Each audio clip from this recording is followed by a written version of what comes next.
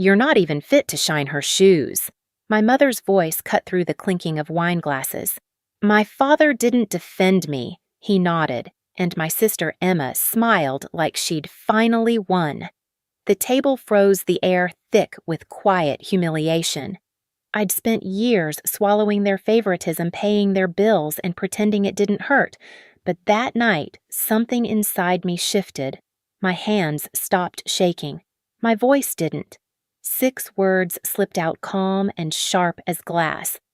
"Then ask Emma to pay your bills." The silence that followed wasn't the end of dinner. It was the beginning of their downfall. The silence after those 6 words felt heavier than any argument we'd ever had. Every candle flame on the table seemed to tremble as if even the light was afraid to move. My mother's jaw tightened. My father's eyes darted to the bills on the counter, and Emma's smirk wavered for the first time. But before that dinner, before my voice finally found its edge, there was a lifetime of being ignored. My name is Nora. I'm 28, and for most of my life, I've been the background character in my own family story.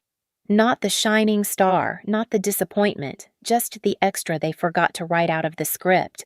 I was the one who worked weekends while they went on family trips, the one who quietly covered a bill when things were tight, the one who came home to applause, but not for me, always for Emma.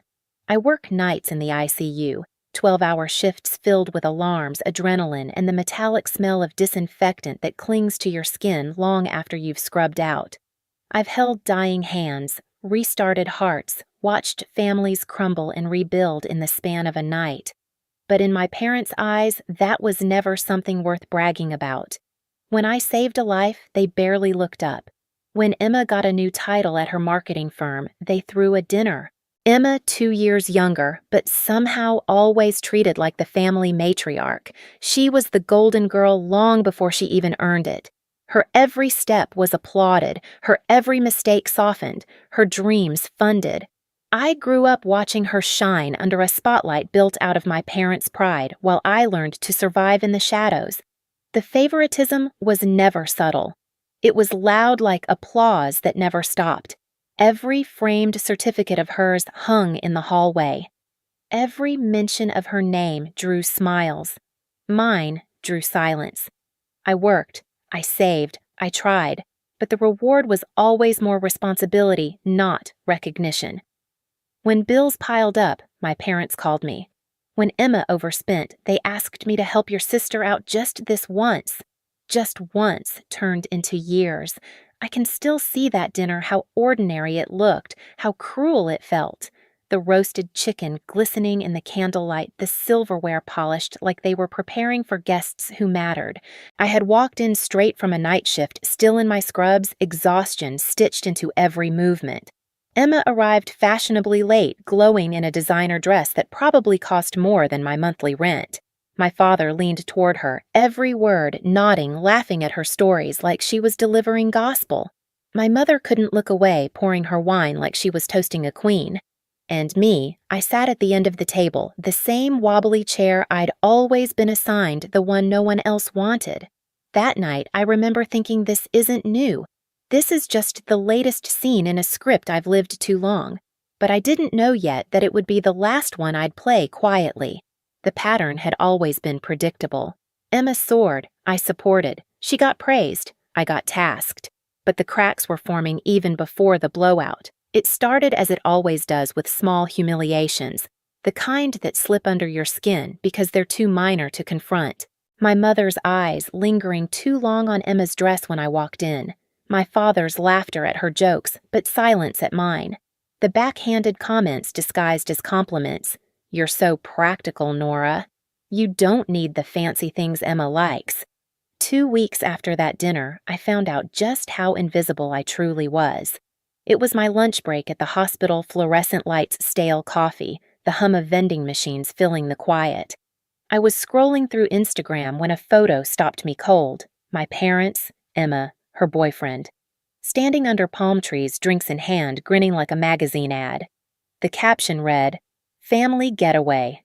Just what we needed. For a second, I thought it was old, maybe from a past trip I'd forgotten. But the date said yesterday. Nobody had said a word to me. Not a call, not a text, not even a passing mention that they were going away. My chest tightened as I scrolled through the carousel of photos, Emma building sandcastles, my father snorkeling, my mother holding Emma's hand as the sun set behind them. It wasn't just that I wasn't invited. It was that I'd been erased. I called my mother immediately, my voice shaking more from disbelief than anger. "You're in Hawaii." She sighed, her tone light, as if I'd asked something silly. "Oh, Nora, we didn't think you could get time off work. You're always so busy saving lives. You didn't even ask," I whispered. "It was last minute," she replied breezily. "Emma needed to relax after starting her new job." "You understand." I hung up before the lump in my throat turned into tears. Hours later, Emma texted me. "Sorry, thought you knew. You're always working anyway." That was the moment it hit me they didn't forget me. They excluded me, and somehow they still believed I'd understand. But the real humiliation came later on Emma's birthday. They rented out the most expensive restaurant in town, crystal chandeliers, soft jazz wine that cost more than my paycheck. I arrived straight from another shift hair, pinned back my best dress, still looking out of place among rows of designer gowns. Mom stood up, glass raised. "To our Emma," she said proudly. "She's always had the drive, the focus, the future. Some people are just born to succeed." The room erupted in applause. I forced a smile. Then Mrs. Chen, one of Mom's friends, leaned toward me. "And what about you, dear? What do you do?" Before I could speak, my father chuckled. "She's still finding her path, works in a hospital or something. But Emma's really going places." The words stung more than I expected. I wanted to scream, "I save lives." But instead, I raised my glass, swallowed the bitterness, and smiled. That night, as the laughter echoed around me, something inside me quietly snapped.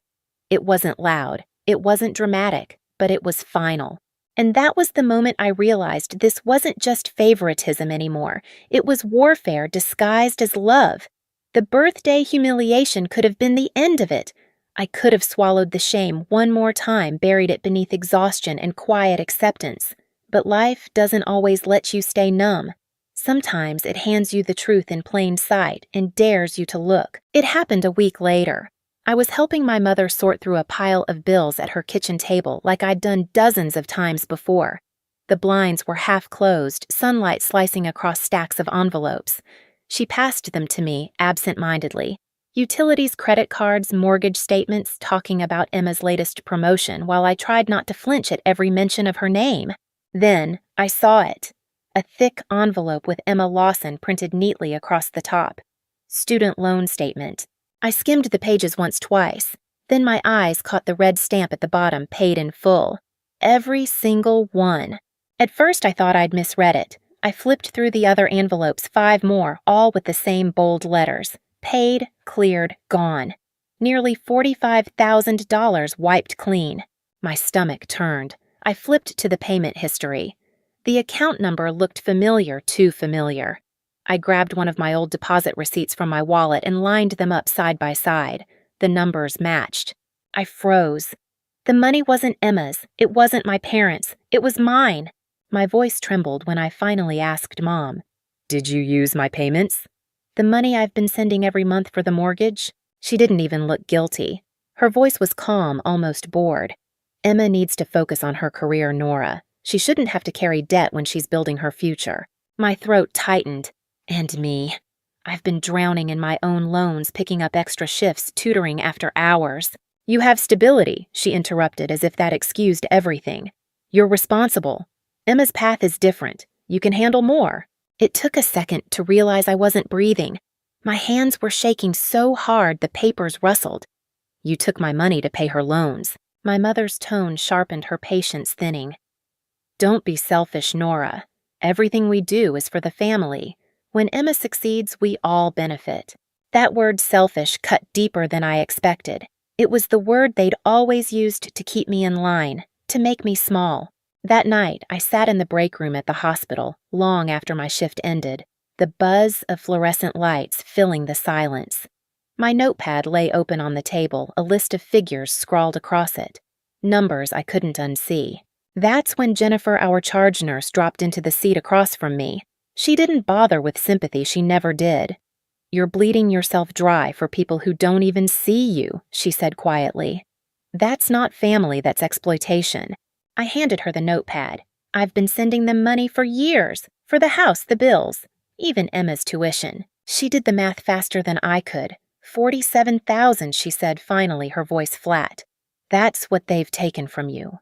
The number hit like a punch. All those shifts, all those nights I went home too tired to eat. My sacrifices had been rerouted to fund my sister's perfect little life. I remember staring at that total for a long time. It didn't make me cry. It made me still, because once you see a pattern clearly, you can't unsee it. That was the night I stopped being their safety net. The first missed payment went unnoticed for a week. Then the phone calls began. My mother called first, her tone sugary and brittle.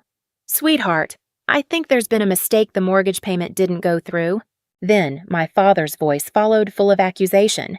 "You know this family depends on you. Don't you dare make us look irresponsible." Even Emma chimed in a few days later. Her voice sounded small, almost guilty. "Mom's freaking out, Nora. Can you just handle it? Please. You know I'm under a lot of stress with work right now." That word again, stress. I almost laughed. I'd spent years living on caffeine and adrenaline patching together other people's emergencies. But the moment I stopped patching theirs, they fell apart. That's when I made my decision, calm, strategic. I called my mother and said, "Let's have dinner. Saturday night. Let's talk about contributions." There was silence on the line, then relief. "Of course," she said, already confident she'd won. "We'll cook something nice." They thought it was reconciliation. It was preparation. The days leading up to that dinner, I worked my shifts, paid my own bills, and built my evidence. Every transaction, every receipt, every transfer I'd ever made into their account. I printed them all organized neatly in a folder thick enough to snap their illusions in half. Saturday came. My mother cooked like she always did when she wanted control. Roast beef potatoes, green beans glazed with butter. My father opened a bottle of expensive wine he couldn't afford without me. Emma arrived last, glowing her engagement ring, catching the light like it had something to prove. I sat down quietly, the folder beside me. My heart didn't race. My hands didn't shake. For once, I wasn't the nervous one. Dinner started the way it always did, forced laughter, small talk, a performance of family unity. My father eventually cleared his throat, signaling the discussion. "Nora," he began, voice firm but rehearsed. "We need to talk about responsibility. You can't just stop contributing because you're upset. This family relies on you." My mother leaned in, her tone sharp but sweet. "We all have to make sacrifices. Emma's at a crucial point in her career. When she succeeds, it lifts us all." Emma smiled faintly, as if her life depended on it. Then my mother said it, those same cruel words she'd thrown at me weeks before, except now they landed differently. "You'll never be as good as your sister." The table went quiet. Even the clock seemed to hesitate. I pushed my chair back slowly, steadying my hands on the table edge. "Then ask Emma to pay your bills." The words cut through the room like a scalpel. The wine glasses stopped midair. And in that silence, so sharp, so absolute, I knew the performance was over. The silence after my words stretched like a fault line. I could hear the faint ticking of the hallway clock, the hum of the refrigerator, even the soft crackle of candle wax melting down the wick. No one moved, not even Emma. I reached into my bag and pulled out the thick folder I'd been carrying for 2 weeks, the quiet weapon I'd built page by page. I placed it in the center of the table and opened it slowly. Paper whispered as I laid out the evidence transfers, bank statements, loan receipts, a mountain of truth in black and white. "I've paid $47,000 into this family in the past 2 years. I said evenly. The mortgage, Emma's loans, her car, even her credit card debt. Emma blinked, stunned, her mouth parting like she was about to deny it until she saw her name printed across every page. Her voice broke first. "Mom? Dad? I didn't know. I thought you were helping me." Of course she didn't know. That was the point. They'd kept her polished and guiltless while I carried the weight for all of them. My father snatched a sheet, eyes darting over the numbers. His face turned red. "You're overreacting, Nora." This is family money. Family share. No, I said, quietly pushing another page toward him. Families communicate. Families ask. You didn't. You used me. My mother's jaw tightened. We only did what was necessary. Emma needed support, and I didn't. I cut in my voice, shaking now, but not from fear. I've been killing myself with night shifts sending you money every month, and you spent it like I was your personal bank. Her lips pressed into a thin, trembling line. You're being dramatic. I laughed softly, the kind of laugh that comes when something finally breaks inside you. No, Mom. I'm being accurate. The silence grew thick.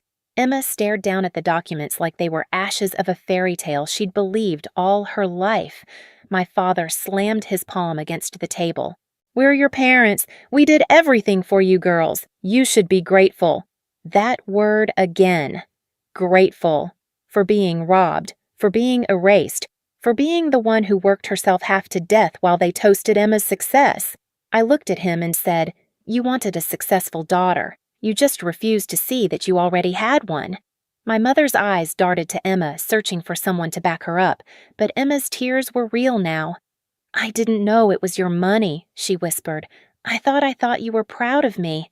I was, I said quietly, until I realized everything you stood on was built with my sacrifice. The weight of it hung there, every word, every receipt, every hidden truth finally dragged into the light. My father's shoulders sagged. My mother's fingers twitched at the edge of the table, desperate for control that wasn't coming back. You told me I'd never be good enough, I said, voice low but steady, that I wasn't even fit to shine her shoes. But the truth is, it was my money that kept your lights on, my hands that paid for her education, my effort that built this illusion of success you love so much. No one replied. There was nothing left to defend. I gathered the papers back into the folder, each page sliding into place with the crisp finality of a verdict. Then I looked at all three of them, my mother pale and furious, my father hollow, and Emma small and broken under the weight of truth. The mortgage stops now, I said. Emma can pay her own bills, and so can you. When I stood, my chair scraped the floor, echoing like a full stop on a sentence that had taken years to finish. As I walked toward the door, I heard my mother's sharp inhale, my father mutter something under his breath, and Emma whisper, Please, Nora, wait. But I didn't. Not this time. When the door closed behind me, it felt like the world exhaled with me. For once, the silence wasn't heavy. It was clean. I didn't go back. Not for Sunday dinners, not for birthdays, not even when Emma's name lit up my phone 3 days later with a shaky voicemail. Please, Nora, can we talk? I didn't delete it. I just didn't answer. 2 weeks later, I accepted a new position nurse practitioner at a hospital 3 hours away. $120,000 a year, my own apartment, my own life. The first space I'd ever had where no one used my worth against me. Meanwhile, back home, the house that once smelled like roast dinners and red wine was rotting from the inside out. Without my payments, the mortgage fell behind.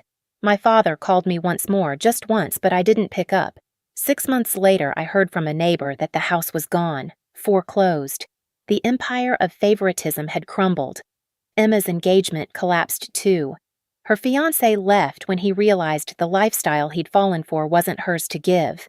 She called again, then crying this time, begging for help. I listened to the message once, her sobs echoing through my car speakers, and deleted it. Because I finally understood I was never the weak one. I was the foundation.